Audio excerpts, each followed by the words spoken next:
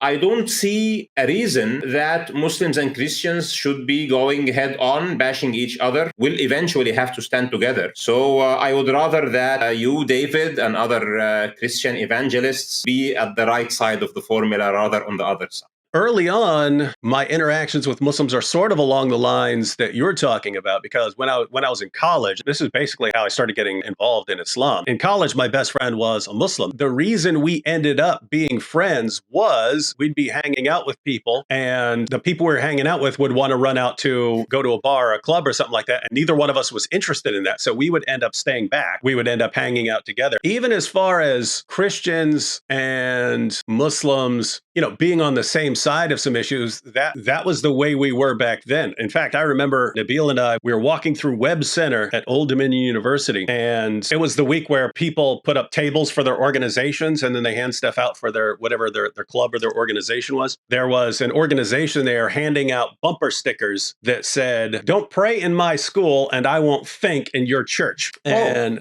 so notice they're talking about churches. I wasn't going to say anything. I was going to walk on by, and Nabeel just stopped and he goes, "Hey, what's this mean?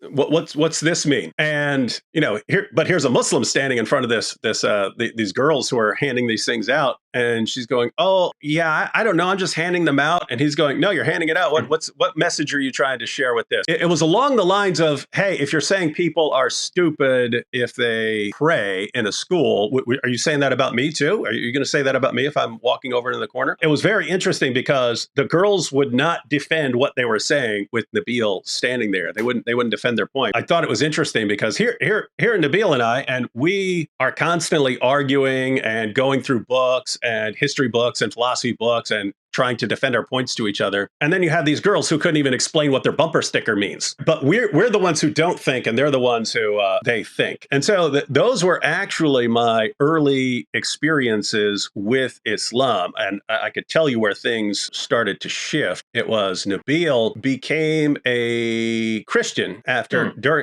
his first year of medical school. When he did that, it was about a month. He was not public yet. He wasn't posting anything on the internet. But it was about a month after his conversion, he got his first death threat. It was attached to his car. And once he was public, then he started getting them all the time. Part of why I got interested in Islam was just, hey, my best friend had become a Christian, and it seemed to me that Muslims make really cool Christians, mainly because they have to go through a lot. They have to go it's a kind of a big step for a Muslim to become a Christian. And it's not like someone else who might, hey, let me just go ahead and try out Christianity for a while. It's a big step for a Muslim. So they're already taking it very seriously. And I thought, he's becoming a really cool Christian. So that was part of why I got interested in Islam. Because notice, before that, my only interest in Islam was that my best friend was a Muslim. That was it. And he's trying to show me that Islam is true, and I'm trying to show him that Christianity is true. But after a while, people are sending him death threats. Then it became like, well,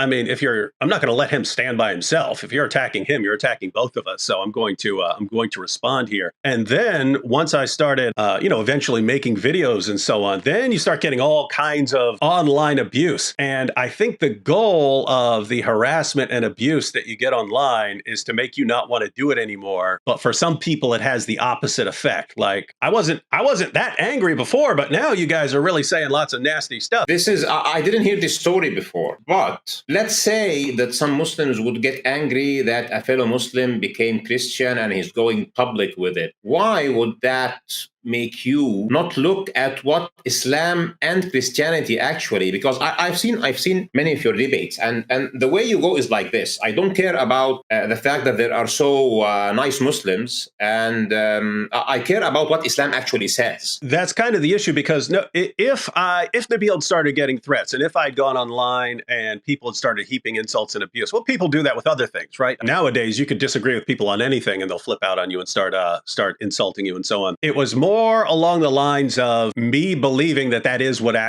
Islam teaches. When I go and I see Muhammad over and over again saying things like, if anyone leaves his Islamic religion, him, then that's why. So my problem here is not just with the person, it's with the prophet that this person believes in. So that's what I go after. Why am I going to go after the people who are following the book and the prophet instead of going after the book and the prophet. And where all the, the threats and harassment and so on come in later is, again, you just become more and more aggressive. You can go back to the early stuff I said, like early on, and I think these are still posted. I used to talk about the sensitive issues like Muhammad and Aisha and so on. If you're giving your argument, give your argument. Name calling's not helping. But it's basically that connection when you see people who are calling for violence against you and your family or against your friends, and you see it as connected to this prophet and this book, that the more things that happen, the more hostile you get towards that book. So it's funny because people,